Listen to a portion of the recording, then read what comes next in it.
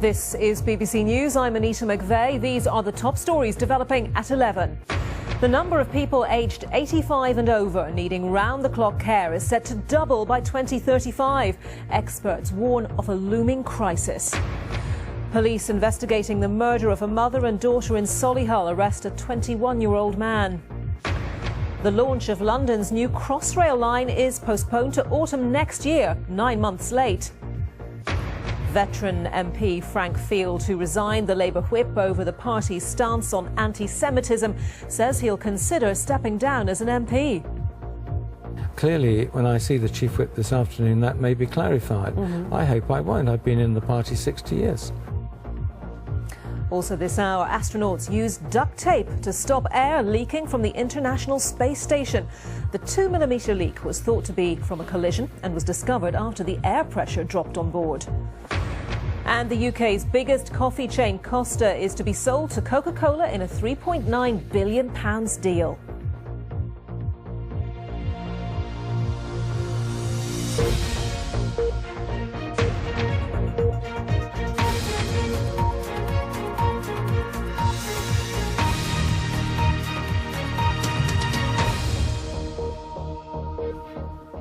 Hello, a very good morning to you. It's Friday the 31st of August. I'm Anita McVeigh and welcome to BBC Newsroom Live. There's a warning that the care system in England is at breaking point as a new study predicts that more than 1 million over 65s will need round-the-clock care in the next 20 years. The number of over 85s who require constant care is predicted to grow even more sharply. The authors of the report in The Lancet warn that relying on informal carers, such as family members, isn't a long-term solution. Here's our social affairs correspondent, Alison Holt. We're living longer and more of us will need help in our old age. Today's research spells out the pressures that brings. The number of people in their mid-80s with complex health problems who need 24-hour-a-day support will double within 2 decades. The researchers calculate by 2035 there'll be nearly 500,000 people aged 85 and over who need round-the-clock care. Overall, in the 65-plus age group, more than 1 million will require that high level of support. And the report warns health and care services will have to adapt because families will struggle. It is going to be more difficult for families because women are the predominant carers, women are having to work longer, they're taking retirement later, and that just at that age they will have maybe an 85-year-old parent who they will have to care for, and sometimes 2 parents that they will have to care for. The government says it will set out its plans for the future funding of care services this autumn and that it aims to meet the challenge of a growing ageing population head-on. Alison Holt, BBC News. And joining me now is our health reporter, Laura Lives. Laura, morning to you. Hi, Anita. We're talking about a relatively short time frame here. The report spanned from 2015, but if you take today as a starting point, we're talking about the next 16 or 17 years in which these huge challenges are going to be presented. So what does it tell us about the nature of those challenges for health and social care? Well, what the report shows, Anita, is that over 85-year-olds is the fastest growing demographic now in the country, and that many of those 85-year-olds will actually need round-the-clock care by 2035, almost double in fact, and almost a third of over 65-year-olds will also need round-the-clock care. Now, this has become a hot political issue for the government, and in June they did announce a big funding rise for the NHS, an increase of 20 billion a year by 2023. What we don't yet know is how much of this money will be devoted to social care, but they have promised that by the autumn there will be a new report and they will set out their plans on how to reform this. As obviously there's a looming crisis ahead with so many elderly people needing so much care. And the report mentions, as we said in the introduction, that family members can't be necessarily relied on to give that care. Many family members might be be working longer themselves, retiring later, who might otherwise have given that care. The report highlights some interesting differences, doesn't it, between men and women in this respect? Absolutely. I mean, actually what they found is that men, as they get older, are more likely to remain independent. Women, on the other hand, will spend almost half of their remaining life with low dependency needs, help with things like physical activity and daily needs. And this is because they suffer from more long-term disabling conditions like arthritis or obesity-related conditions. And the researchers were keen to point out that it's really important that women in particular really focus on maintaining muscle mass and staying fit and healthy into their later years. So it's good that more people, of course, are living longer, but not necessarily in a scenario where they're completely independent of the need for assistance and care.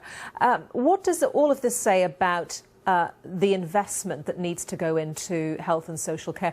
And I'm talking on both a policy level and then also on a personal level, personal responsibility for diet and exercise and so on. Yes. Well, I think what researchers were keen, and Age UK also emphasised this today, is that there will be much more complex needs for social care going forward, and the government needs to really think about those joined up needs in its autumn green paper. But similarly, you know, individuals can really follow health guidelines and really help themselves by eating sensibly, exercising, not drinking too much, trying to stay as fit and healthy as they possibly can into old age.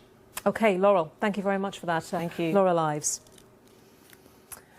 Police have arrested a man in connection with the fatal stabbings of two women in Solihull.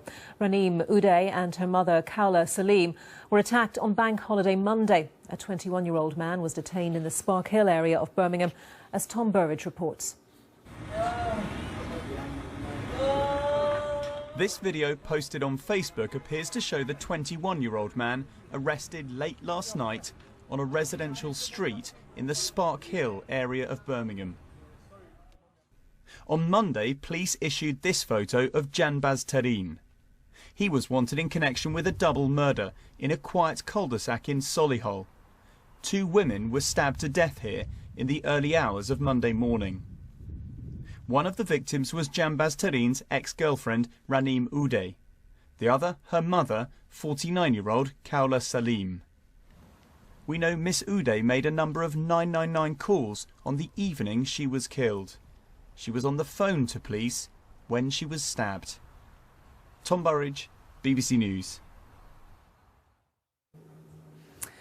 The Roman Catholic Church in Australia has rejected a call for priests to report child abuse if they hear about it in the confession box. Church leaders said child safety was a priority, but the proposed legislation would undermine religious freedoms.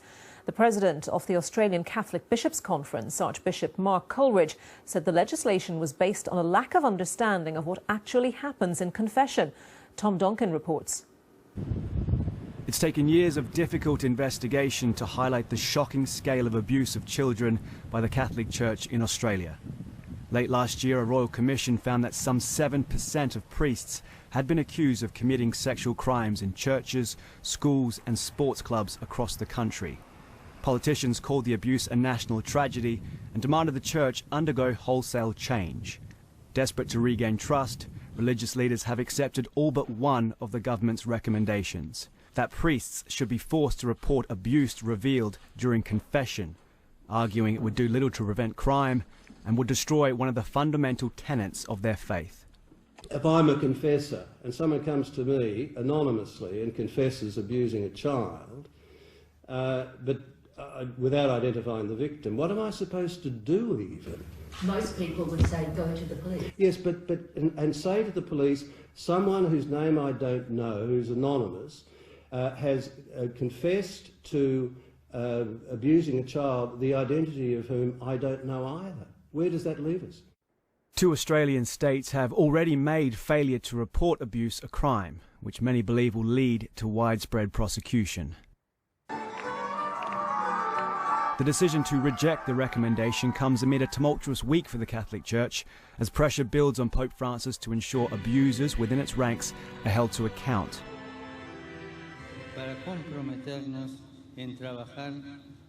In Ireland, he spoke of appalling crimes and asked for forgiveness from those who had suffered. high-ranking clergy in Australia say they will reform in other areas, such as relaxing rules on celibacy. But their determination to maintain the seal of confession and uphold Vatican law above all else will no doubt lead to an inevitable conflict between church and state. Tom Donkin, BBC News. The Brexit Secretary, Dominic Raab, is holding talks with the European Union's chief negotiator, Michel Barnier, in Brussels today.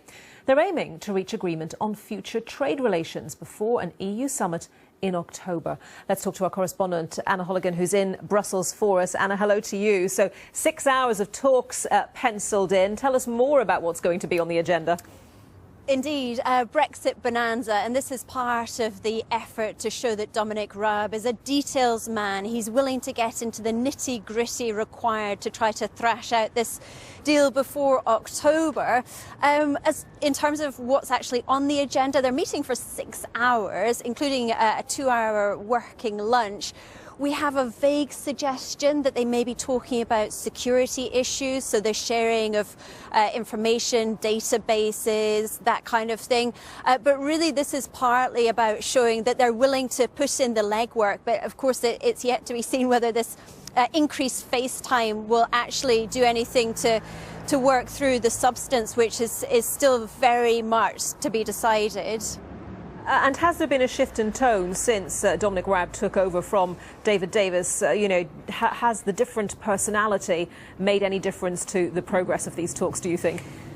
I think that would be quite a fair assessment to make based on what we are seeing. Things indeed feel very cordial. We saw a photograph posted by Guy Verhofstadt last night of him and Dominic Raab saying that he said it was a productive meeting. They hope that the EU's core principles can be held in the future association. I mean, that says that nothing has actually changed. There will be no cherry picking.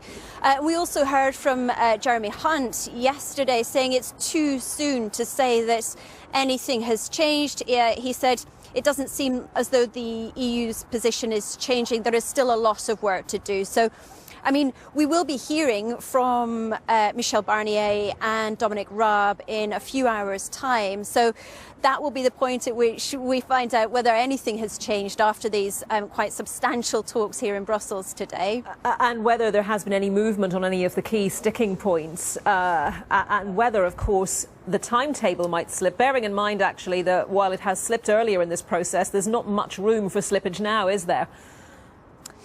Well, Michel Barnier has been saying since June that it will probably slip from October into November, possibly even December. So that won't come as a surprise to anyone.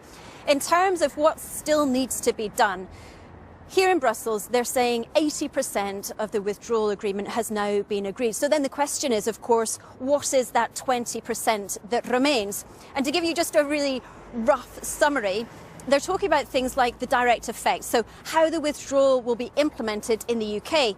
Then there are the security issues, which are probably on the agenda behind us here right now. That's things like criminal matters, operations and intelligence, databases, EU citizens' information, how their information is shared and stored, cross-border crime.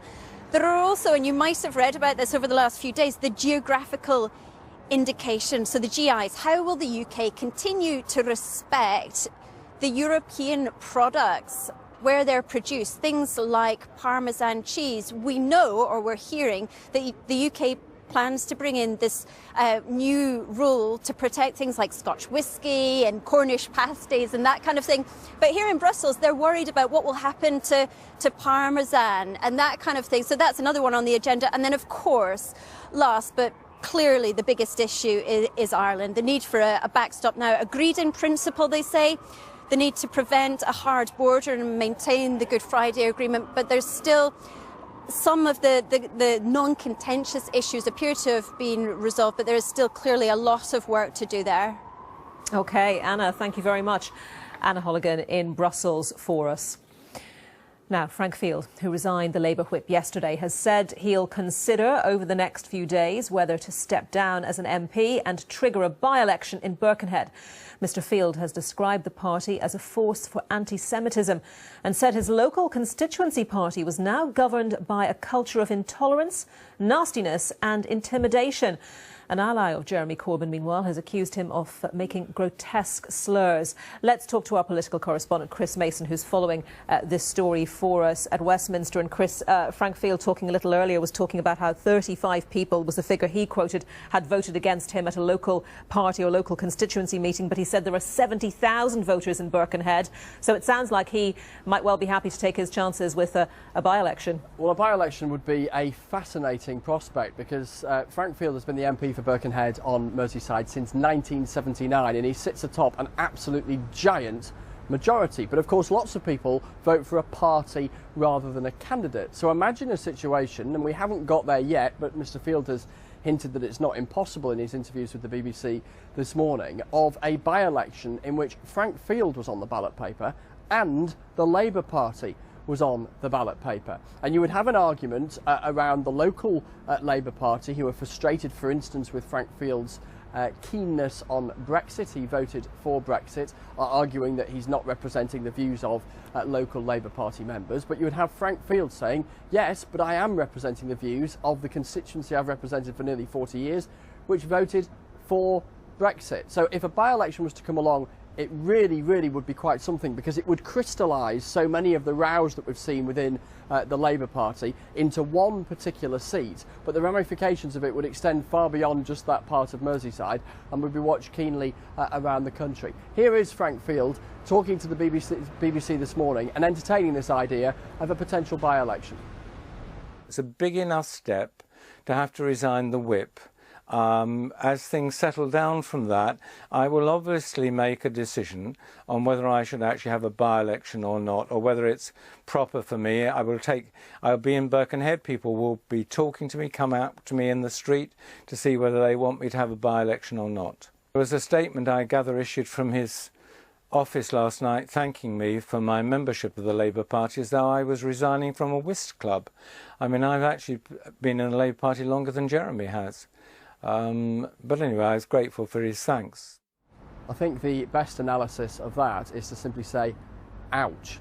What Mr Field is referring to there is that one sentence that was put out by the Labour Party last night, which merely said that Jeremy Corbyn thanked Frank Field for his service to the party. There was 12 words in that sentence and a full stop, and not a single syllable devoted to any sense of regret that Mr Field was no longer within the Parliamentary Labour Party. Now, there are those, though, within the party who are not particularly fussed about the parting of Mr Field, think that he's lost the support of his local party and lashed out in a way that they regard as pretty unbecoming. Here is the Corbyn loyalist Chris Williamson.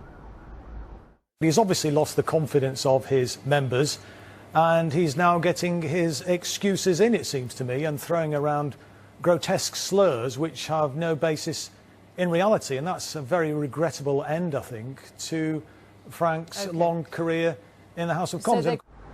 So the big question now is Frank Field the last person to walk out the door, or could there be others to follow? Now, Frank Field is a maverick. The word maverick could have been invented for somebody like Frank Field. He's always been willing to plough his own course. He is one of the handful of Brexiteer Labour MPs, but there are a lot of other Labour MPs who find it deeply, deeply uncomfortable, the rows the party has been having around allegations of anti-Semitism, and there are some within the Labour Party who are deeply uncomfortable that Labour, in its manifesto last year, endorsed delivering Brexit. But a lot of those pro-European Labour MPs, distinct from Frank Field, think that their best bet is trying to change party policy from within. And it's also worth emphasising that the decision of an MP to leave their political party, often a relationship longer than their relationship with their husband or wife, a relationship as long or nearly as long as the relationship with their parents, is something that they only tend to break if they absolutely have to. Thank you very much for that, Chris Mason in Westminster. The time is 19 minutes past 11. The headlines for you now on BBC Newsroom Live. The number of people aged 85 and over needing round-the-clock care is set to double by 2035. Experts warn of a looming crisis. Police investigating the stabbings of a mother and daughter in Solihull arrest a 21-year-old man. The launch of London's new Crossrail line is postponed until autumn next year, 9 months late. And in sport, England have made an early breakthrough on day 2 of the 4th Test. Stuart Broad with a wicket of KL Rahul. England 37 now for 1. The US Tennis Association is looking into Nick Kyrgios's victory at the US Open over Pierre-Hugues Herbert after the umpire got down from his chair and encouraged the Australian to try harder. He was a set down at the time and Kyrgios went on to win the match. And second seed Caroline Wozniacki went out in the second round, the Australian Open champion beaten in straight sets by Ukraine's Lucia Tsurenko. I'll have more on all those stories just after 1:30.